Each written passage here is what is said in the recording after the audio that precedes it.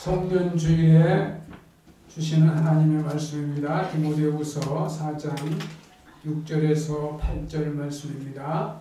전제와 같이 내가 벌써 부어지고 나의 떠날 시각이 가까웠도다.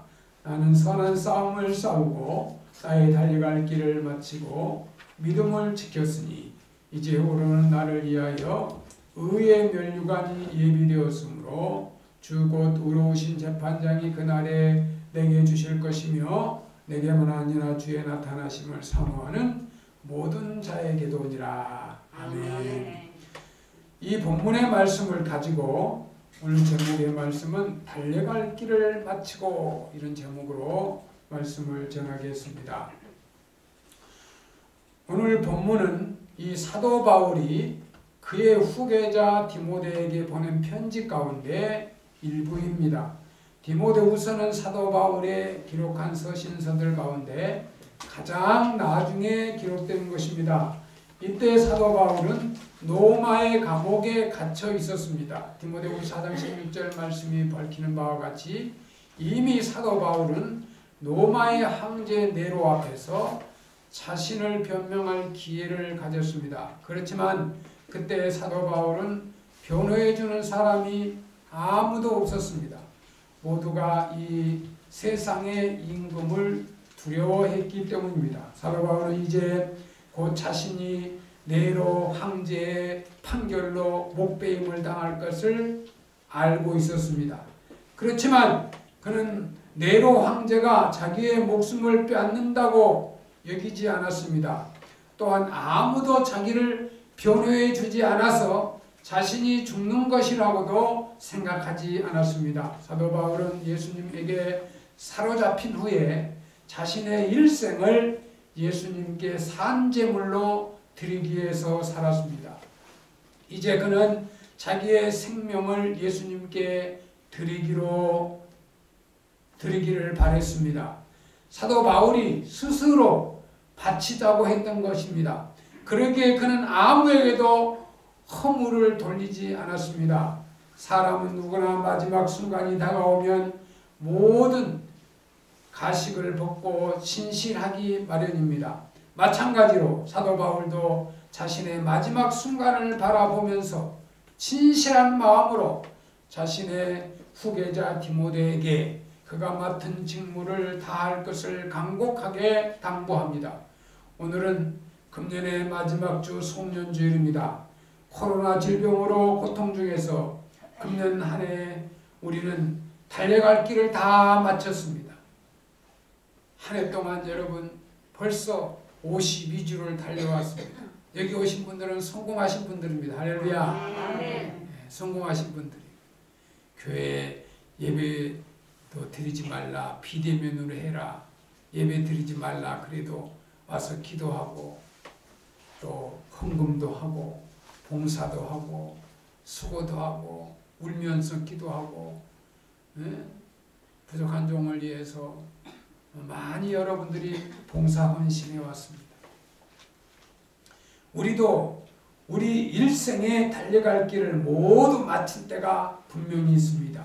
그때는 오늘 본문에서 사도 바울이 보여준 것처럼 우리도 승리의 계가를 부를 수 있기를 바랍니다. 오늘 본문에서 사도 바울은 먼저 자신의 현재를 밝힙니다. 그런 후 그는 자신의 과거를 되돌아봅니다. 마지막으로 그는 자신의 미래를 소망하며 바라보고 있습니다. 이와 같이 오늘 본문의 말씀을 살펴보도록 하겠습니다. 첫째 보면 사도 바울이 현재입니다. 디모데후서 4장 6절 말씀에 전제와 같이 내가 벌써 부어지고 나의 떠날 시각이 가까웠도다. 오늘 본문은 전제라는 단어로 시작하고 있습니다. 이는 구약시대 이스라엘 백성이 하나님께 드리는 제사법의 일종입니다. 민수기 15장을 읽어보면 이에 대한 구체적인 내용이 나옵니다. 이스라엘 백성은 짐승을 잡아서 하나님께 번제를 드렸습니다. 그때 하나님께 드리는 제사는 단 3단계로 나누어졌는데 먼저 짐승을 잡아서 번제로 태워드립니다. 그런 다음에 또 고운 가루에 기름을 섞은 소재를 그 위에 뿌렸습니다. 그리고는 마지막으로 번제물과 소제를 위해 포도주를 뿌립니다. 이때 마지막으로 포도주를 뿌린 것을 가리켜서 전제라고 합니다. 그러니까 맨 먼저 짐승을 번제로 드리고 그 다음에 기름을 섞는 곡식가루를 소제로 드리고 마지막으로 포도주를 전제로 드렸습니다. 이는 하나님 앞에 향기를 드리기 위함이었습니다. 약 30여 년 전 사도 바울은 다메섹으로 가던 길에서 예수님에게 사로잡혔습니다.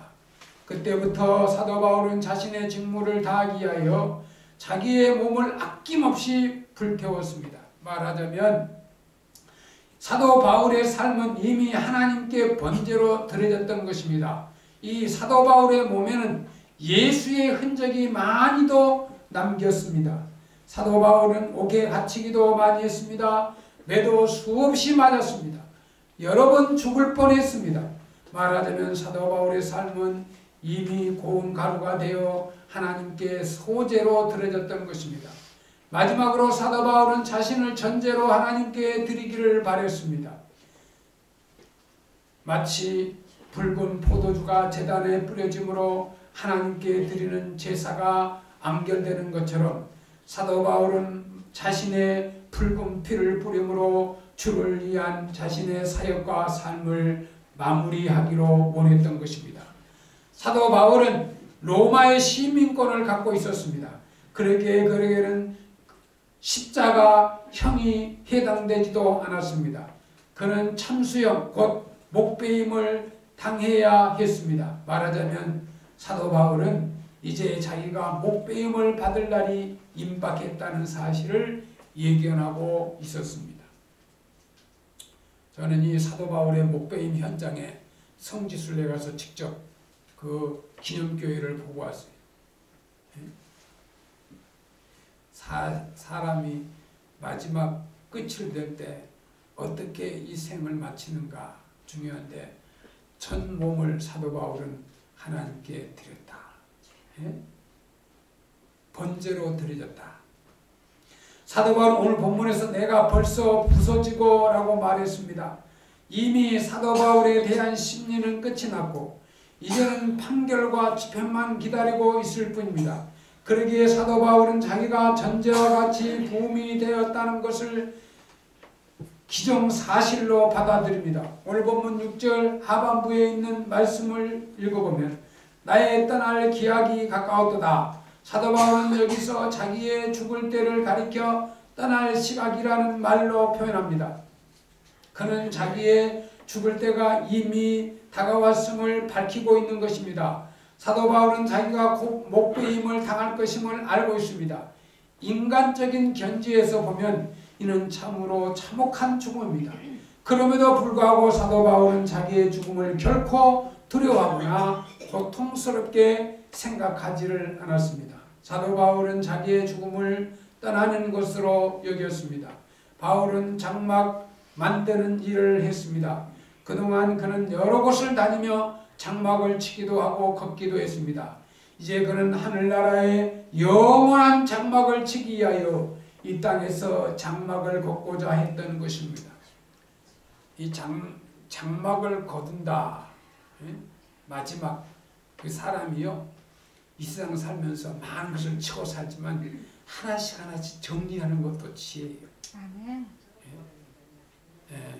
어르신들 우리 성도님들 이 땅에 살면서 막 가지려고만 하지 말고 줄 것은 주고 버릴 것은 버리고 정리를 해요. 잘 들으셔야 돼요.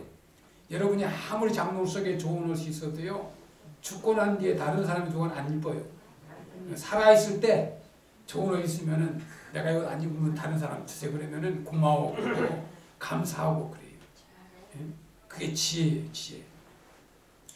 빌립보서 1장 21절에 사도 바울이 이와 같이 말합니다. 이는 내게 사는 것이 그리스도니 죽는 것도 유익함이라. 죽는 것도 유익하게 죽어야 돼요. 그러니까 죽으실 유언을 할 때 야 내가 예수 믿고 성공했으니 너희들도 예수 잘 믿기를 바란다. 할렐루야. 아멘. 그렇게 하고 세상을 떠나야 돼. 빌립보서 1장 23절에 이와 같이 말씀했습니다. 내가 차라리 세상을 떠나서 그리스도와 함께 있는 것이 훨씬 더 좋은 일이라.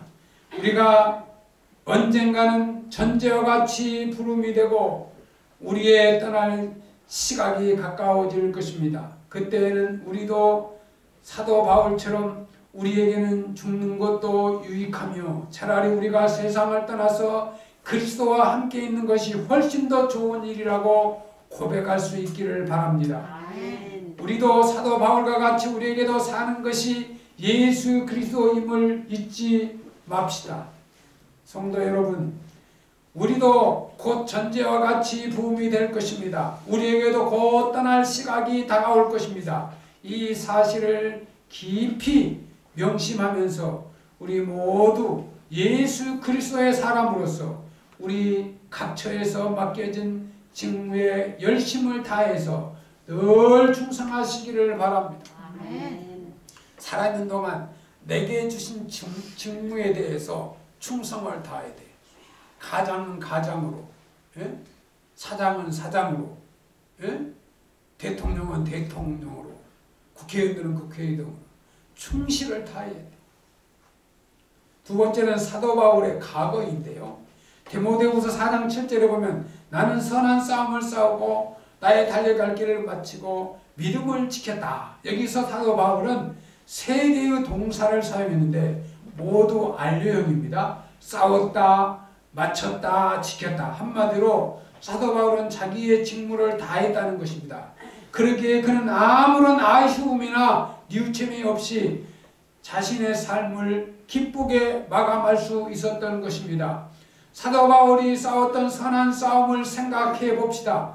다메섹으로 가던 길에서 바울은 그리스도 예수께 사로잡혔습니다. 그때부터 지금까지 30년 전 동안 사도 바울은 줄곧 선한 싸움을 싸우면서 살았습니다. 예, 평생 살면서 우리는 싸우고 사는 거예요. 집에서도 싸우고 사탄 마귀와도 싸우고 또 여러 가지 세상을 살면서 싸울 것들이 많아요. 좋은 사람보다 나쁜 사람들이 옆에 있었어요. 그러면 싸워서 이겨야 돼요. 예? 도둑놈하고 싸워서 이겨야 돼요. 예? 아멘도 안 하네. 도둑놈한테 치면 다 뺏기는 거예요. 마귀한테 뺏기면 전 세계가 마귀의 종이 되면서 하는 거예요. 예? 우리 어르신들이 많으니까 며느리한테 잡히면 안 돼요. 예? 며느리한테 잡힌다 하고 생각하고 며느리한테 잘해야 되겠다. 할렐루야. 아멘. 며느리한테 뭘 잘해요? 며느리한테 잘해야 돼. 잘해야 며느리가 그것을 보고 야, 우리 어머니는 평생 나한테 잘했어. 우리 어머니는 대한민국에서 가장 좋은 시어머니야. 이래야지. 며느리 잡으려다가 본인이 잡혀. 아시죠? 네. 며느리 잡으려다가 본인이 잡힌다니까. 호랑이 며느리라고 그래. 호랑이 며느리. 그러면 이미 끝난 거야. 호랑이 며느리라고 그러면 끝난 거예요. 호랑이 시어머니라고 지키면 끝난 거예요.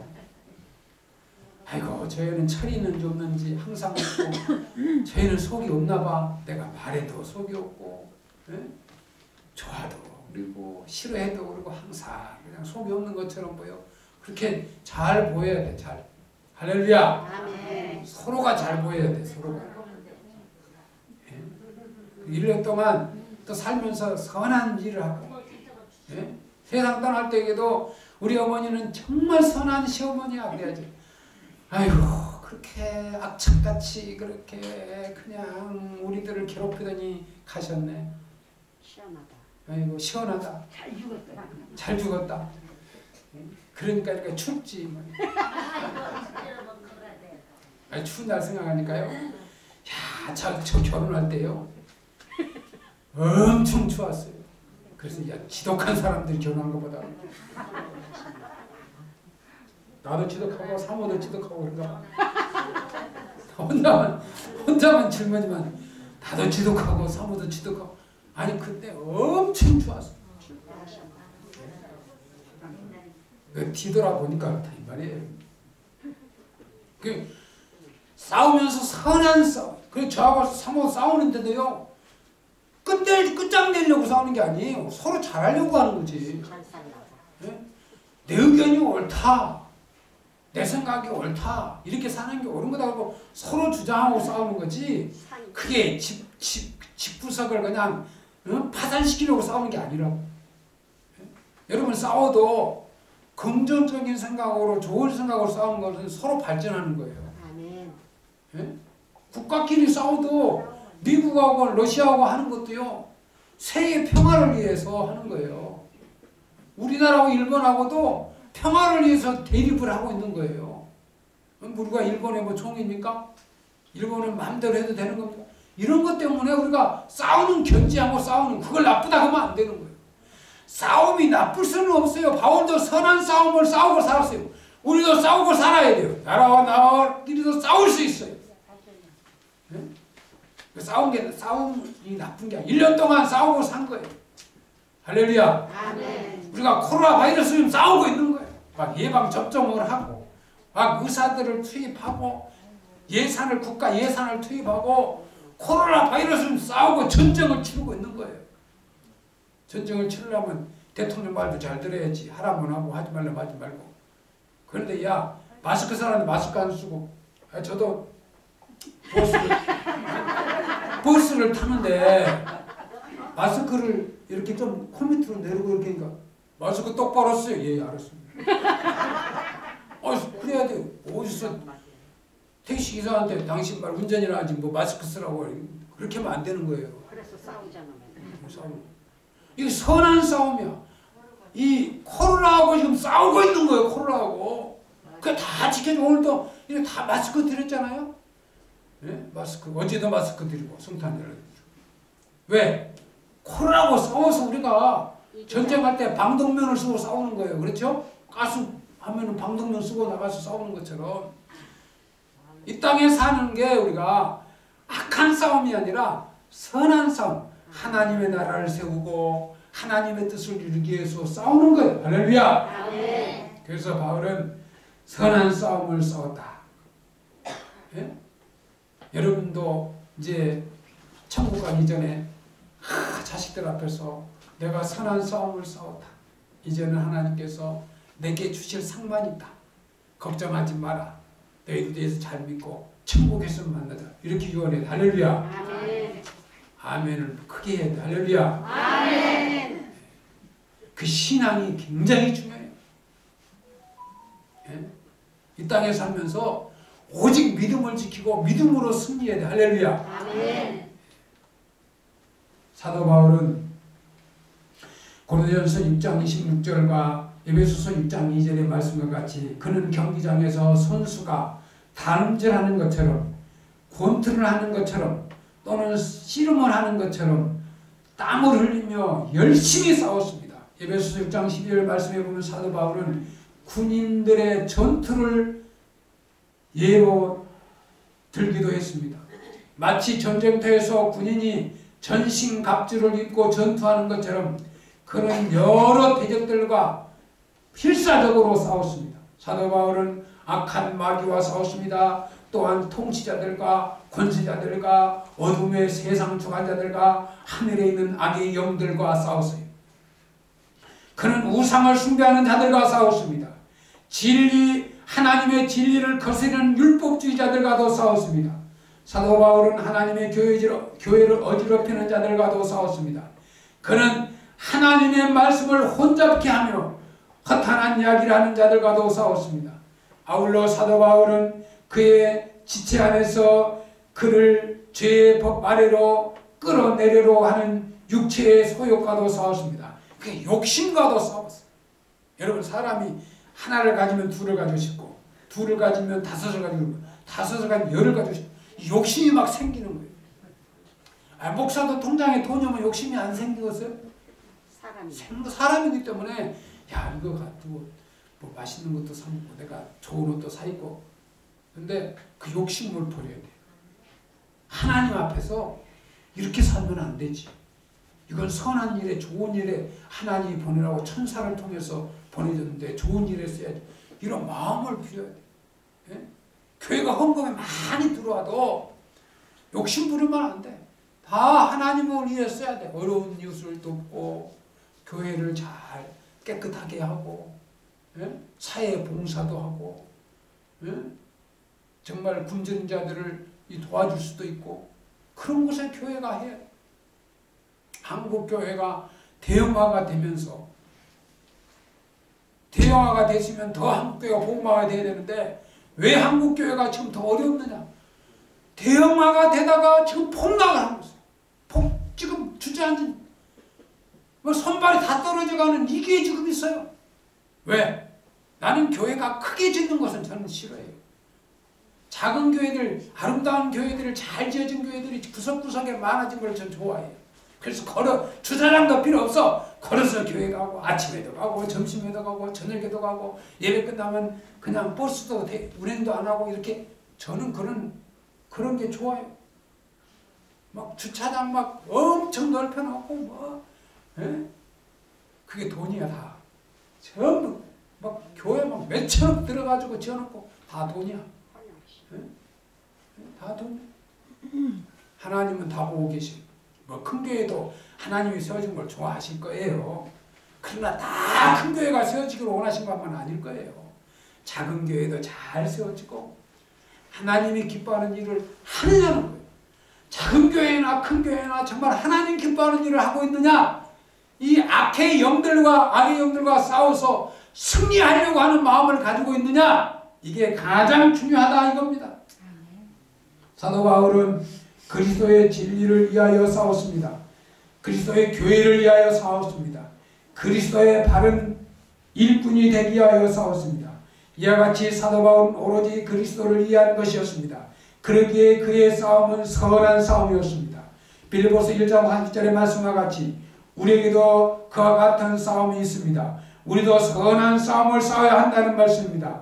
전제와 같이 우리가 부서지고 또 우리의 떠날 시각이 점점 가까워짐을 생각하며 끝까지 힘을 다하여 선한 싸움을 싸우는 우리 모두가 되기를 바랍니다. 아멘. 오늘 본문으로 되돌아봅니다. 사도 바울은 자신의 달려갈 길을 마쳤습니다. 그는 자기 앞에 있는 푯대만을 바라보면서 잠시도 쉬지 않고 줄곧 달려왔습니다. 그리해서 이제 그는 드디어 자기의 달려갈 길을 마치고 결승점에 이르렀습니다. 사도행전 20장 23절 24절 말씀입니다. 오직 성령이 각 성에서 내게 증언하여 결박과 환난이 나를 기다린다 하시니 나의 달려갈 길과 주 예수께 받은 사명 곧 하나님의 은혜의 복음을 증거하는 일을 마치려 하면은 나의 생명조차 조금도 귀한 것으로 여기지 아니하노라. 할렐루야. 사도 바울이 예루살렘으로 가는 도중에 에베소 교회 장로들에게 했던 말씀이었습니다. 예루살렘에서 그를 기다리고 있는 것을 결박과 환난이었습니다. 그럼에도 불구하고 사도 바울은 죽음을 두려워하지 않고 앞에 있는 푯대를 바라보면서 줄곧 달려갔습니다. 성도 여러분, 우리도 달려야 합니다. 힘껏 달려야 합니다. 끝까지 달려야 합니다. 우리의 달려갈 길을 다 마치면 하나님이 이에서 우리를 부르시면서 우리에게 상을 내리실 것입니다. 오늘 본문 7절 부분에 보면 믿음을 지켰으니 아무리 선한 싸움을 싸우고 아무리 달려갈 길을 마쳐도 믿음을 잊어버리면 소용이 없습니다. 구원은 행함이 아니라 믿음으로 얻는 것이기 때문입니다. 사도 바울은 믿음을 굳게 지켰습니다. 사도 바울이 믿음을 지키지 않았더라면 그는 율법주의자들의 핍박을 받지 않아도 되었을 것입니다. 만일 사도 바울이 로마의 네로 황제 앞에서 믿음을 지키지 않았다면 그는 자신의 목숨을 건질 수도 있었을 것입니다. 사도 바울은 언제 어디서나 그의 믿음을 굳게 지켰습니다. 믿음만이 유일한 구원의 길임을 분명히 알았기 때문입니다. 아멘. 사도 바울은 믿음을 결코 주관적인 것이 아니었습니다. 그가 지킨 믿음은 철저하게 하나님의 말씀에 근거한 믿음이었습니다. 로마서 10장 17절 말씀과 같이 우리의 믿음은 그리스도의 말씀 곧 하나님의 말씀으로 말미암아야 합니다. 왜 우리가 선한 싸움을 싸워야 합니까? 하나님이 그에게 말씀하셨기 때문입니다. 왜 우리가 달려가야 합니까? 하나님이 그에게 말씀하셨기 때문입니다. 고린도후서 2장 17절 말씀에 보면 하나님의 말씀을 혼잡하게 하는 이들이 있었습니다. 그들은 하나님의 말씀을 순수하게 전하지 않고 세상의 허탄한 이야기를 들려주고 있었습니다. 하나님의 말씀을 들려야 믿음이 생기는데 허탄한 이야기를 들어서 무슨 믿음이 생기겠습니까? 여러분, 설교가 다른 사람은 웃기게 코미디식으로 좋은 분들에게는 필요하겠죠. 그러나 코미디 설교가 아니고 하나님의 말씀을 바로 전해야 돼요.